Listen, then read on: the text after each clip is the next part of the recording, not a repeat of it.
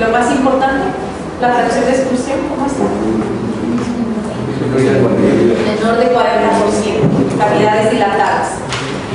Pero también tienen presiones diastólicas altas, etiología múltiple, pero algunas causas potencialmente reversibles que se identifican tempranamente, por ejemplo, la del hipotiroidismo, es reversible. Ajá. La de las deficiencias de vitaminas,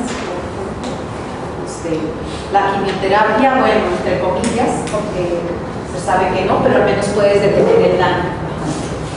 Bueno, muy bien, pasamos a la hipertrofia, es muy interesante también. La cardiomiopatía hipertrófica se caracteriza por masa aumentada y puede tener diferentes componentes según el sitio donde existe ese aumento de masa. Es que había hecho otra sesión. Bueno, se las voy a mencionar muy rápido aquí.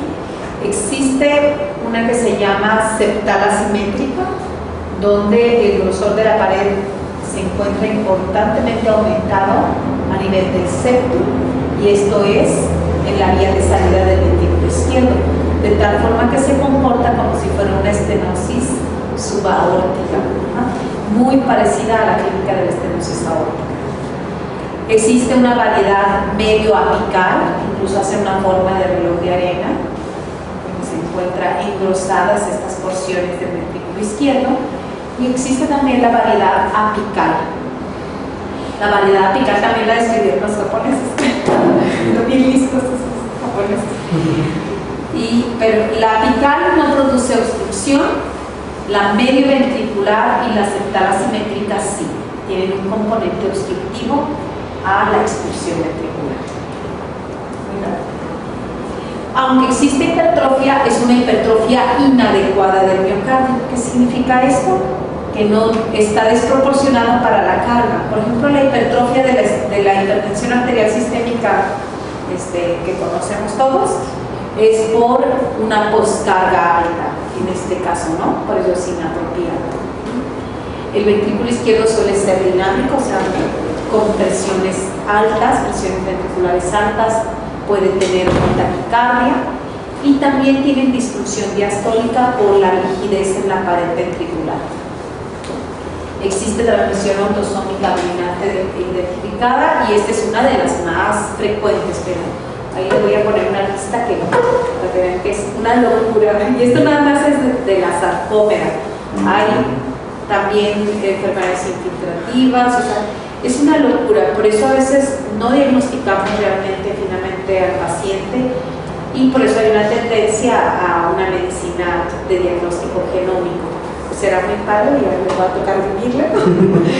Nosotros no, pero además es muy caro. O sea, ya existe desde hace mucho tiempo para esta entidad, sí, pero es muy cara que no es práctica en esto.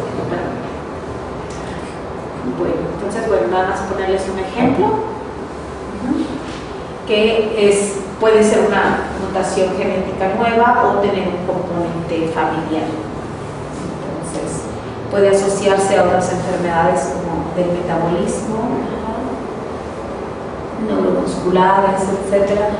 Aquí, lo más interesante es porque de otras especialidades a nosotros nos mandan a los pacientes, entonces eso ayuda mucho. De neurología los mandan porque ellos saben que se asocia con una patología cardíaca, entonces nosotros ya nos mandan un paciente con ataxia, con tal síndrome, entonces nosotros buscamos si existe alguna relación. Nada más un ejemplo de la hipertrofia. Vean cómo disminuye la cavidad ventricular y la hipertrofia también puede incluir al ventrículo derecho.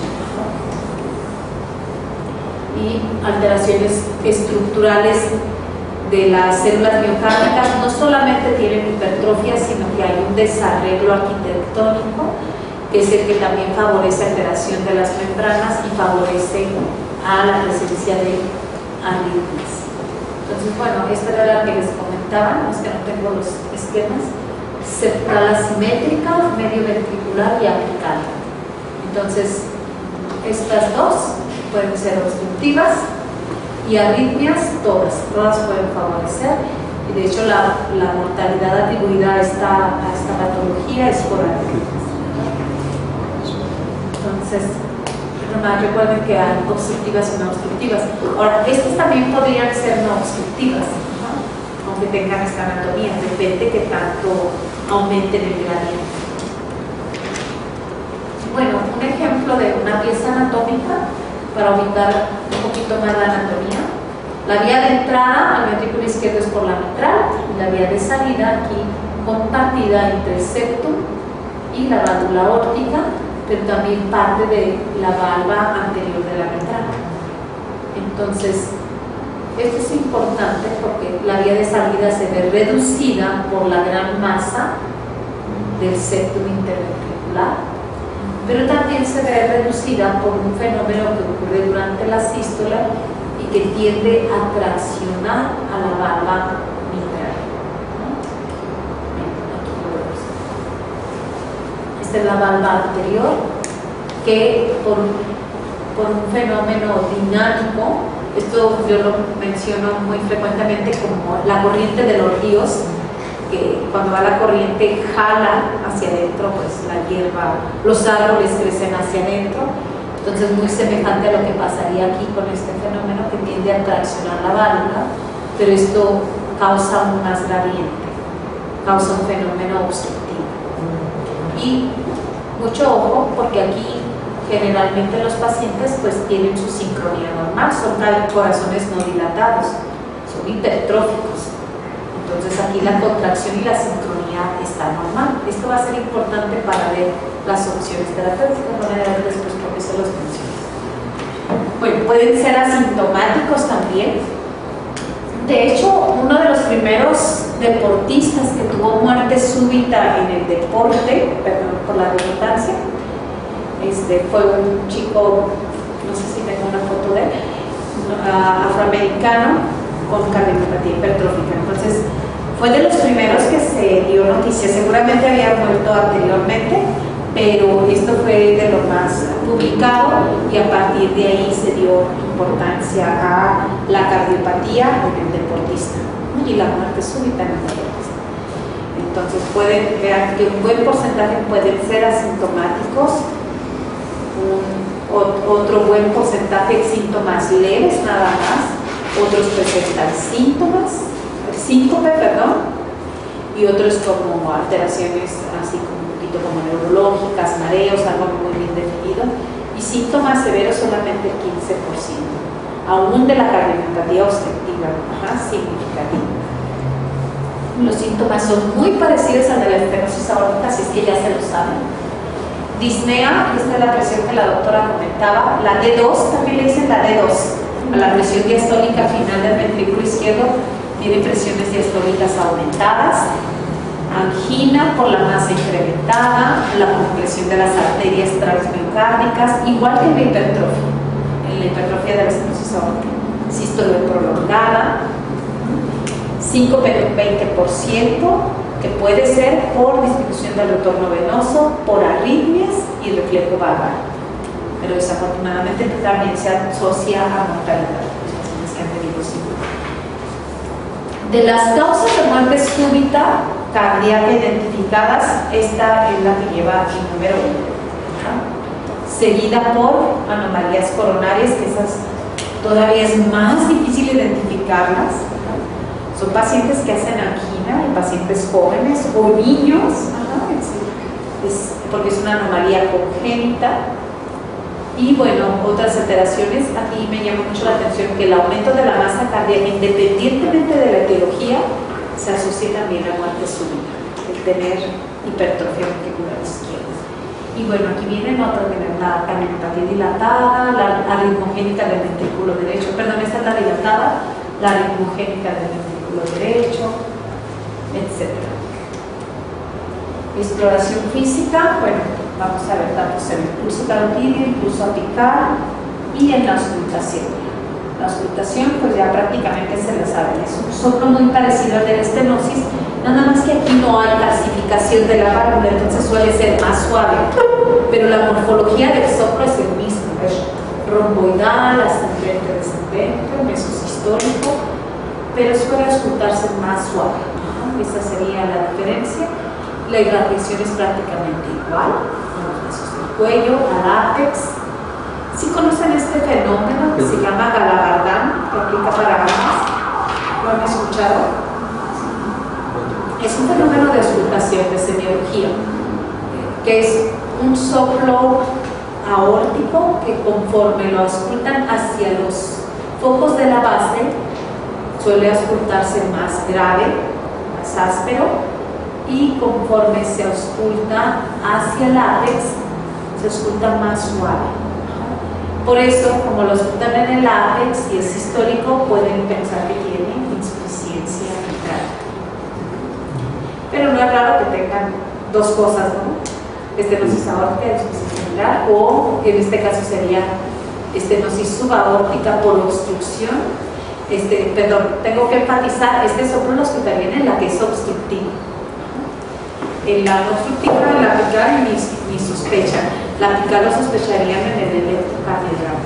Y curiosamente, yo he visto varios pacientes, bueno, no varios, tengo como unos 10 apicales que los han visto como isquémicos, los han estudiado y pues se quedan sin diagnóstico. Pero como la hipertrofia apical es más difícil de ver en un estudio, si no lo sospechas, no puedes no verlo. Así es que, interesante, hay que pensarlo desde el electro el diagnóstico. Entonces, bueno, después de la exploración física, historia clínica, toda la gama de estudios diagnósticos con que contamos, y este sería una imagen muy típica de estos pacientes con hipertrofia. Cuando ustedes vean así tan anticudas y que son fijas, muy importante, porque si son cambios dinámicos, pensarían en isquémico. Pero estos son fijas, pero tomar un electro al paciente en reposo, sin síntomas, y ven esto, y toman otro, igual, un electro seriados, sugiere hipertrofia. Y cuando son más en las derivaciones centrales precordiales, por ejemplo B3B4, sugiere hipertrofia apical. Cuando ven esas T's así colgadas, sugieren ser de hipertrofia, aunque se vean simétricas. Y así decimos, bueno, coloquialmente tiene T's colgadas. Entonces vean que si es en las centrales, que es B4, más bien B4B5, sugiere apical, más en ese sitio. El crecimiento ventricular izquierdo incluso tiene datos de sobrecarga sistólica del ventricular izquierdo. Otro, desde B2, que sugiere septal, que sea anteroseptal, tal vez una hipertrófica, puede ser obstructiva o no obstructiva. Y les decía que se asocian a arritmias de las que quieran, pero las más peligrosas son la taquicardia ventricular y la fibrilación ventricular. Fibrilación ventricular, y mostrándoles aquí un ejemplo, les mencioné hace ratito que este septum en el momento de la expulsión tiende a traccionar a la valva mitral, este es un ejemplo, que se está pegando aquí la valva a la pared, y ese se le llama, en inglés le dicen SAN, como el tío Sam, pero en español es movimiento anterior septal, es el septo. Movimiento anterior sistólico. Movimiento anterior sistólico. Ok, entonces, bueno, este es un algoritmo, están muy cargadas, pero pues no había forma de ponerlo en los dos. Entonces, en prevención primaria se recomiendan, bueno, obviamente la historia clínica y los estudios no invasivos, como el ecocardiograma, el monitoreo Holter para buscar arritmias, y valorar si existen factores de riesgo de muerte cardíaca súbita. Eso es muy importante, depende de la edad del paciente. Historia familiar, o sea, si el padre, el tío murieron súbitamente, sin causa definida, eso importa mucho en un paciente donde ustedes se encuentran hipertrofia. Y es lo primero que nosotros les preguntamos cuando lo identificamos: ¿tiene antecedentes de alguien de su familia que murió joven? Es un dato importante. Si ha tenido síncope, ya lo había mencionado, el gradiente que presenta, también aquí se genera un gradiente, pero aquí es a nivel subaórtico. Recuerden que no no es de la válvula óptica, sino por el músculo. Entonces depende del gradiente, del grosor de las paredes. Una hipertrofia severa se considera mayor de 15 milímetros, lo normal es 10. Y también de qué tan dilatada está la aurícula izquierda y si tiene taquicardia ventricular, que es una de las arritmias potencialmente mortales. Si tiene un score alto en esta puntuación, el paciente se le debe colocar, en español le decimos DAI, ¿saben lo que es un DAI? Un DCI, un desfibrilador automático implantable. En español es el desfibrilador automático implantable en español. Si es de riesgo alto, debe considerarse implantar un DAI. ¿Por qué? Porque mueren de arritmias. No mueren de la hipertrofia ni del gradiente, mueren de la arritmia y mueren. No da tiempo, por eso les digo que si había aquí un desfibrilador. Pero ustedes tomen un electro y a ver si tienen hipertrofia o no. Si tiene alguien, se lo traen este periodo, lo ponen aquí mientras están en el curso, no avísenle a los demás. Bueno, muy bien. Pero debería haber, ¿no? En otros países hay hasta en las estaciones de camión chiquitas, en las estaciones de tren, en cualquier pueblito, y aquí pues nada más hay en el estadio, en el aeropuerto. Solo hay uno. ¿Eh? Solo hay uno por terminal en el aeropuerto. Sí, yo vi muchos en el internacional, había muchos, dije, estos se van los unos para las escuelas. Y además muy interesantes. No sé si han escuchado de los doctores Brugada, les platico así muy poquitos, que se les pega. Son 3 hermanos cardiólogos de España. Es muy interesante porque son muy estudiosos. Uno de ellos es de genética de cardiología, que es el que ha estudiado todo esto de las arritmias. Otro es electrofisiólogo y el otro me parece que es solamente investigador o algo así. Tal que tienen un libro de arritmias y ellos han hecho una política muy fuerte para que existan desfibriladores automáticos, de estos que cualquiera puede usar. Todo. El que no sepa, nada más por seguir las instrucciones lo puede utilizar. Y que es lo que ven también en los cursos de la CLS, ¿no? Cuando lo llevan.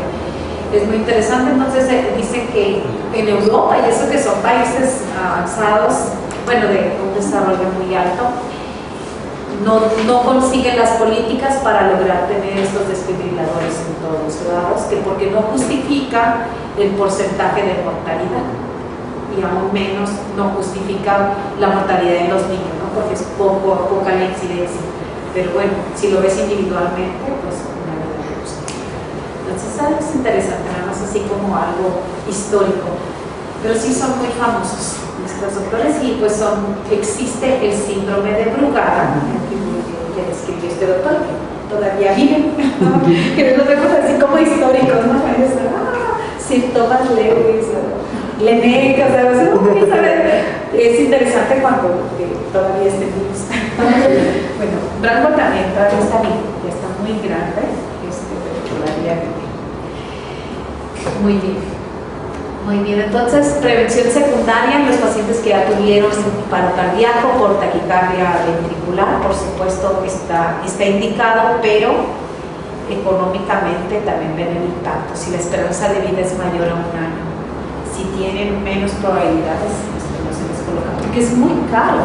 Aquí se ponen por donaciones en algunos hospitales y algunas instituciones lo tienen, pero así como que a cuentagotas. Muy bien, ¿qué factores asociados a muerte súbita? Ya los mencioné. Cuando son jóvenes, la taquicardia ventricular, la pared mayor de 30 milímetros. De hecho, a partir de 15 ya es severa, pero ya mayor de 30 se asocia, es un factor de muerte súbita, la historia familiar, síncope, que si la obstrucción al tracto de salida, o sea que sea una cardiopatía obstructiva, y que en el esfuerzo, cuando hacen ejercicio, en una prueba de esfuerzo, tengan la imposibilidad para aumentar 20 milímetros de mercurio o una caída de más de 20 milímetros, muy parecido a lo que vimos en estenosis aórtica de bajo gradiente. ¿Ok? Bueno, en las no obstructivas pues se da tratamiento médico, damos beta-bloqueadores con la finalidad de disminuir el consumo de oxígeno, disminuir la sintomatología. También se utilizan antagonistas, antiarrítmicos, y el trasplante también puede ser una alternativa. Sin embargo, aquí hay todavía más opciones antes de llegar al trasplante, como es utilizar el marcapasos, la ablación septal y el tratamiento quirúrgico. Ahora, el DAI, el desfibrilador, se puede utilizar en ambas formas, como resincronizador y como tratamiento de la vida. Pero sí es terrible porque, imagínense, tienen una taquicardia y los descargan, pues el paciente generalmente tiene un ciclo. Y cuando fallan, los pacientes que traen descargas, bueno, van rápido, pero ya para cuando llegan, ya llevan como 30 descargas, porque hay falla también de los equipos. Existe el tratamiento, veanlo aquí, de ablación septal o de tratamiento quirúrgico para quitar la obstrucción. Esto, bueno, tiene lógica. Por un tiempo se hacía solamente el quirúrgico, posteriormente se hace ablación septal con alcohol o con una sustancia necrotizante. Esto es por medio de cateterismo, entrar a los vasos que irrigan el septum y provocar un infarto. Es un infarto terapéutico, pero también tiene riesgos altos, o sea, antes tenía una mortalidad alta, ahora menor. Entonces tiene que elegirse muy bien a los pacientes que se van a someter a esto. Está indicado a los pacientes que en reposo, sobre todo en reposo, tengan un gradiente mayor de 50 milímetros de mercurio y que estén sintomáticos. ¿Ok? Serían la indicación principal para reducción septal o miectomía septal. Ya pasaríamos a la restrictiva. ¿Cómo van? ¿Están cansados? ¿Recuerdan unos 3 puntos importantes o no los brincamos? Se los llevan de memoria. Bueno, es diferente a las otras porque es obstructiva. Puede o no ser. Y cuando es obstructiva puede tener indicación quirúrgica. No les mencioné del marcapasos, muy rápido. Aquí se pone el marcapasos para producir algo contrario a la sincronía, de tal forma que al estimular en algún sitio del corazón, que es donde va a llevar el mando, provoquemos un retraso en la contractilidad, un retraso en la conducción. Recuerden que el sistema de conducción es muy rápido porque son fibras especializadas, pero si yo estimulo en el músculo cardíaco, la conducción se va por el músculo y es mucho más lenta. Por eso en el marcapaso produce una sincronía. Cuando tiene un paciente marcapasos, ustedes ven en el electrocardiograma un trazo muy semejante al bloqueo completo de la rama izquierda, algo muy parecido. Cuando vean un bloqueo de la rama izquierda, es como que no cumple los criterios, vean si el paciente tiene marcapasos. Ojo, porque antes los electrocardiogramas más, podemos decir, de otras generaciones, mostraban una espiga del marcapaso antes de la estimulación eléctrica. Pero hoy en día los nuevos que traen más filtros, la espiga se ve pequeñita o no se ve. Entonces puede diagnosticar el electro como bloqueo de rama izquierda, cuando en realidad tiene estimulación por marcapasos. Bueno, todo esto va a que esta sincronía me puede favorecer en la cardiomiopatía hipertrófica por lo siguiente. Si yo tengo una irregularidad en la contracción, tal vez puedo lograr que se contraiga primero la pared lateral, el septum, y lograr abrir la vía de salida y tener menos obstrucción a la vía de salida. Fíjense qué interesante el marcapasos, no solamente es para estimular, sino en este caso es por cuestión de sincronía y asincronía, de tiempos. Y lo contrario era la dilatada, que tratábamos de hacerlo más sincrónico. Muy ingenioso. Pero tiene sus indicaciones y bueno, no siempre funciona. Vamos a la restrictiva. Entonces, como su nombre lo dice, hay restricción al llenado ventricular y con parado ventrículo normal, vean que este ventrículo es muy pequeño y las aurículas por lo mismo suelen ser muy dilatadas. Y yo le pongo ahí que tiene la forma de corazón. Entonces tienen rigidez ventricular. Estos pacientes, la característica clásica son las presiones de llenado altas. Otras patologías tienen disfunción diastólica. Finalmente la mayoría afectan la diástole, pero podríamos decir que estas son las reinas de la disfunción diastólica, las que más afectan el llenado ventricular. ¿Por qué? Porque son corazones rígidos dependiendo de la etiología, que también aquí van a ver una larga lista. Muchos de ellos tienen fibrosis miocárdica, hipertrofia, algunos con componente infiltrativo y una gran rigidez al llenado ventricular. Entonces, nada más para ver que se ve incluso así una pared lisa, brillante, fibrosa. Entonces, aquí les pongo otra vez el ciclo cardíaco para ubicarnos un poquito más. En este momento nos está importando la diástole, que es todo el tiempo de llenado del ventriculo izquierdo. Rápidamente, llenado temprano, diastasis y contracción auricular. Son las tres fases. Y la llamada telediástole, estamos hablando aquí, al final, que es cuando tenemos la presión de 10, entre 8 a 12 se habla de esa presión telediastólica, y que de toda la diástole es el momento en que más altas están las presiones, normalmente, fisiológicamente hablando. Pero si esta cámara es rígida, se imaginan ustedes, esas presiones van a ser todavía más altas, la presión telediastólica. Y obviamente, en toda la diástole se trata de llenar, es el llenado ventricular. ¿En qué momento llena más fácil el corazón? ¿En qué fases de la diástole? En la primera, en el llenado temprano, porque está dando meramente por gradientes de presión. Y el ventrículo está casi vacío y la aurícula está bien llenita, así es que rápido. En cambio, en la telediástole, que ya llenó y todavía la aurícula le va a enviar otro porcentaje de volumen, 10 a 15%, si el ventrículo es rígido, aquí todavía le cuesta más trabajo llenar. Entonces estas presiones se ven todavía más elevadas. Y esto es lo que nos traduce lo siguiente. En un corazón rígido hay una clasificación de acuerdo a la parte que está más afectada de los ventrículos. Y esta se denomina tipo A, que es la simétrica, que ambos ventrículos son restrictivos, por eso le puse la forma de corazón, los dos ventrículos son pequeñitos, restrictivos. Es la más frecuente de las entidades, y una etiología que encontramos es la amiloidosis aquí también. Tienen trombosis, puede tener tromboembolismo, y es la que se ha descrito como el famoso Dick Plateau. Bueno, es latín, no me quieres hablar, pero así se escribe. En la primera, imagínense esta parte del ciclo cardíaco, bueno, no lo tengo ahí.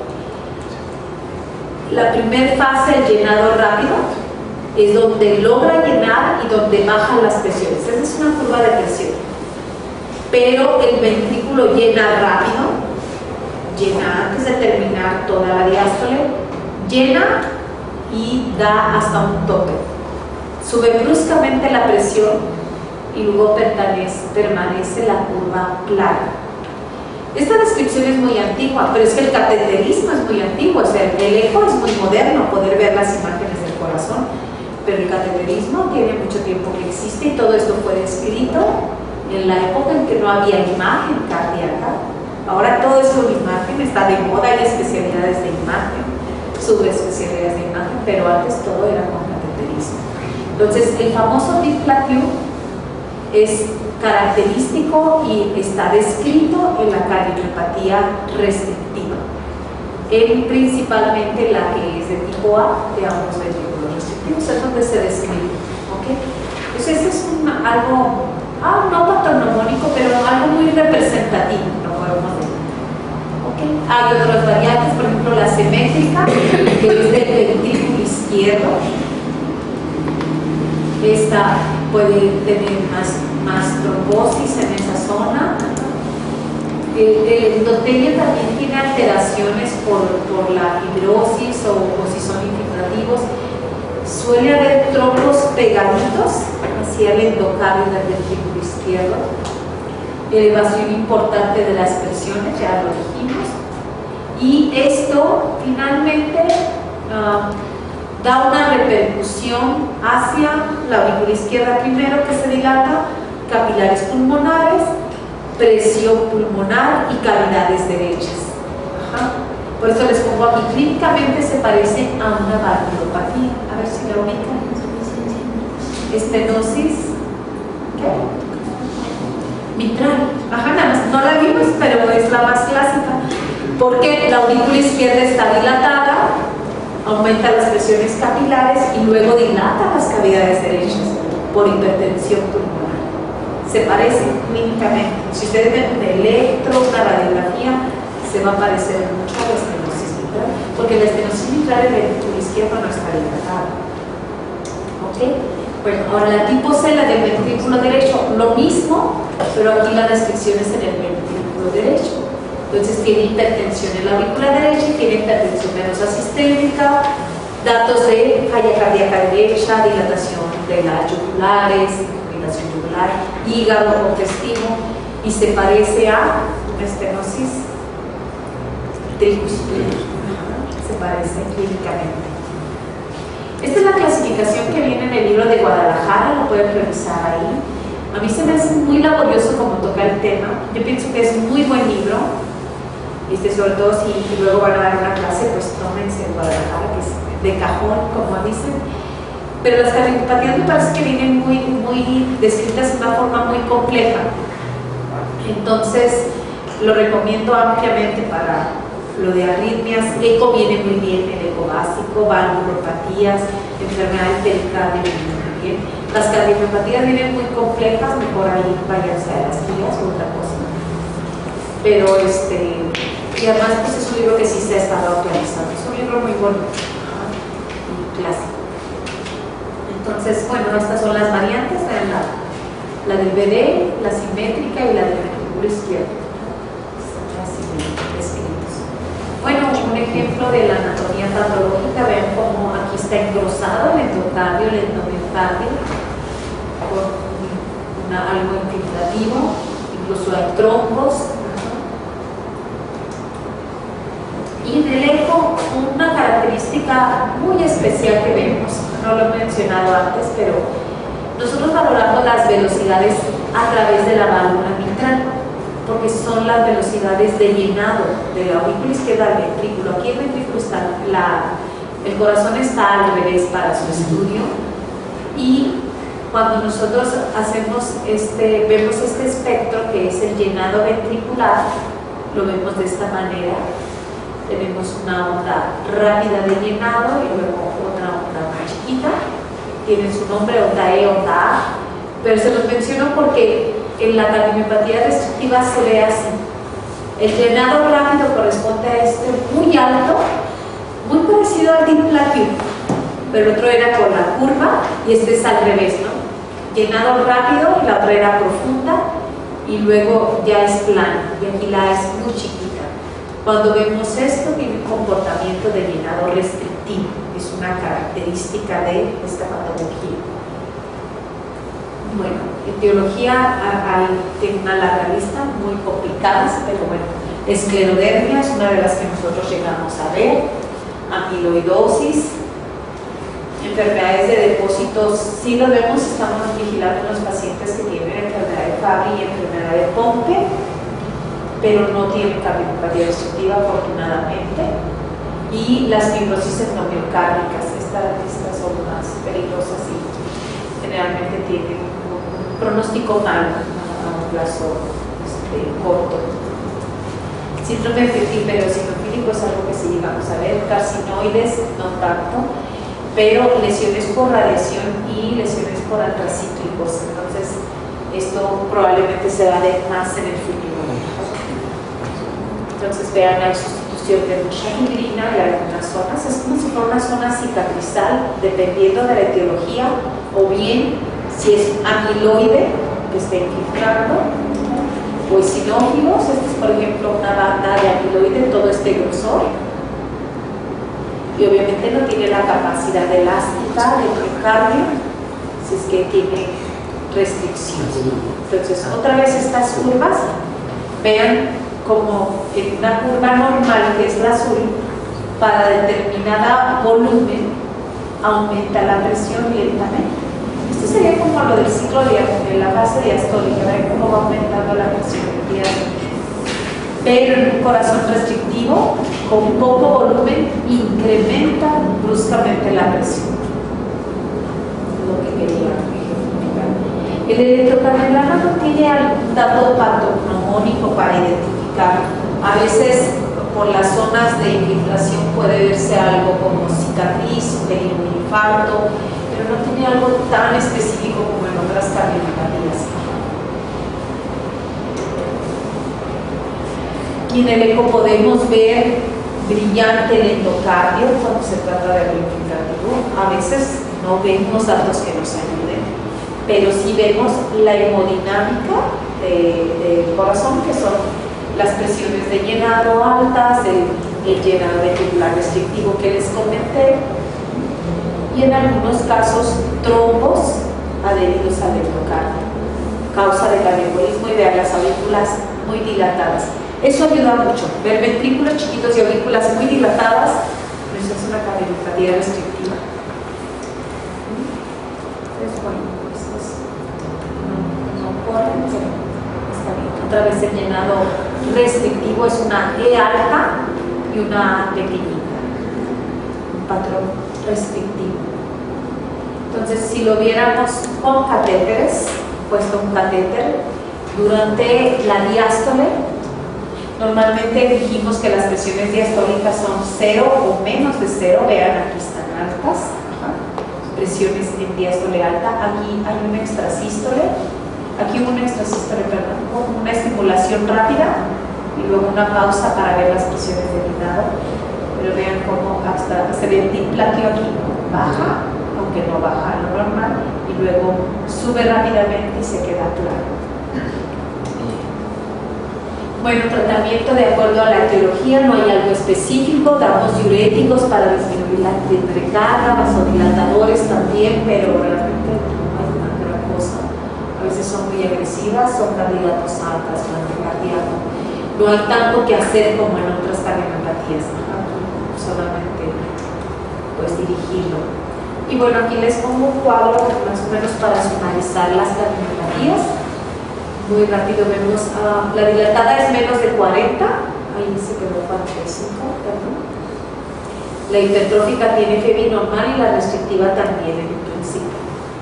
Los diámetros incrementados en la dilatada, por supuesto, en la hipertrófica al contrario, las que deberían estar pequeñitas, está reducido. Y en la restrictiva normal, o bien en etapas tardías cualquier corazón se puede dilatar, aunque el restrictivo es más difícil, dependiendo por qué sea, pero en teoría toda etapa final del corazón se dilata. Volumen sistólico bajo aquí, en la hipertrófica al contrario, son corazones hiperdinámicos, tienen volumen sistólico alto, y en la restrictiva es normal o también un poco incrementado porque la cavidad es pequeña. En relación volumen-masa, alto en la dilatada y disminuido en los otros, o sea, muy bajo en volumen respecto a la masa, y de distensión diastólica disminuida. En todos hay disfunción diastólica, pero más evidente es la restrictiva, que yo les digo que es como la reina de la disfunción diastólica. Otras características, por ejemplo, en la dilatada veremos insuficiencia mitral y tricuspidia, funcionales y no funcionales. Y en la hipertrófica, componente obstructivo. En la restrictiva, un dato interesante es que es muy semejante a la pericarditis constrictiva. Y se pensaba que con los estudios de imagen iba a ser más fácil este diagnóstico diferencial, pero también tiene sus dificultades. A veces hacemos diagnóstico de una pericarditis constrictiva, pero el reto ahora es que muchas pericarditis, que la vamos a ver más adelante, también tienen enfermedad miocárdica. Entonces es muy complicado. Y bueno, les puse aquí unas de las bibliografías que pueden consultar las guías y los libros. Yo utilizo mucho los de cardiografía porque es a lo que me dedico, pero los textos pueden utilizar el Brandwald o el Horst, que son los textos clásicos de cardiología, y el Guadalajara, que siempre porque mi opinión es muy bonito y vive el doctor Guadalajara.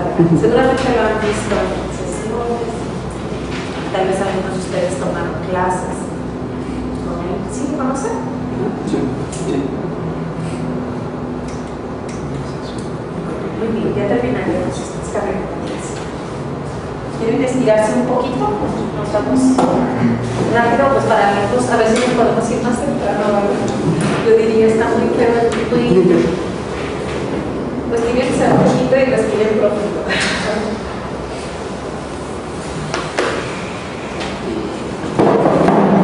Pero vamos bien, el tiempo piensa. ¿Sí? ¿Quieren un receso? 5 minutitos. Está bien.